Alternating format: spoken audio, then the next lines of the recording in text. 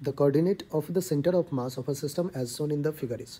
वह जो फिगर में गिवन है अपने पास solid sphere, hollow sphere and disc, और सबका जो सेंटर ऑफ मास है उस पर जो है सारे के सारे मास लोकेटेड हैं। दैट इज एक मास यहाँ है, दूसरा मास आप बच्चों होलो स्फीयर का इस सेंटर पे और डिस्क का इस सेंटर पे आपको दिख रहा है। दैट मीन्स हम इसको 3 पार्टिकल सिस्टम बना सकते हैं।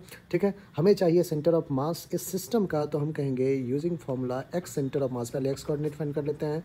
m1 x1 plus m2 x2 plus m3 x3 upon m1 plus m2 plus m3, है ना बच्चों, ये करना होगा हमें। तो ये एक्स यू एम फाइंड करें। m1 मास 1 m, एक्स क्या लेते हैं बच्चों अपन, इसी को, इसको 1 कह देता हूँ मैं, इसको 2 और इसको 3 कह देता हूँ। तो इसका 0,0 इसी को ओरिजिनल मान लेते हैं, तो x1 क्या हो जाएगा 0। m2 2 कितना है, तो m2 के लिए तो m है, लेकिन x नहीं है बच्चों, y एक्सिस पे है, तो इसका x क्या है आप देख सकते हैं 0 है, तो 0 हो गया। m3 दिस इज डिस्क वाले मास को m होगा, और x3 क्या होगा, यहाँ से यहाँ तक के डिस्टेंस को a से डिनोट किया गया है, तो a divided by m plus m that is 3m। तो बच्चों ma अपॉन 3m, m ने m को कैंसिल किया तो क्या आ गया a upon 3, XCOM a upon 3 कौन कौन से ऑप्शन में है, तो आपको हो गए 1 और 3 में। आइए बच्चों एक बार YCOM फाइंड कर लें।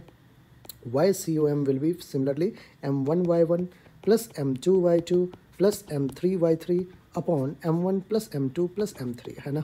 आइए अब सबसे पहले अपन क्या करते हैं, m1 इज m, y1 इसका x भी 0 y भी 0, तो y 0 है बच्चों। m2 मास m लेकिन x एक्सिस पर लाइक कर रहा है, तो सॉरी y2, ये 2 है हमारा, 2 बिल्कुल a है, वाई एक्सिस पे लाई कर रहा है, तो ए। m3 हमारा एक्स एक्सिस पे लाई कर रहा है, तो मास तो m होगा लेकिन एक्स एक्सिस पे, तो y0 divided by m plus m that is 3m। Similarly जैसा ma/3 वहाँ आया था 3m, वैसे ही ma/3m यहाँ भी आ रहा है बच्चों, that is a/3। So x coordinate भी सेंटर ऑफ मास का क्या है a/3, और y कोऑर्डिनेट भी क्या है a/3। तो सेंटर ऑफ मास का जो पोजीशन कोऑर्डिनेट होगा वो a/3 a/3 होगा, जो कि हमारा थर्ड ऑप्शन है, और यही बच्चों हमारा बिल्कुल करेक्ट ऑप्शन।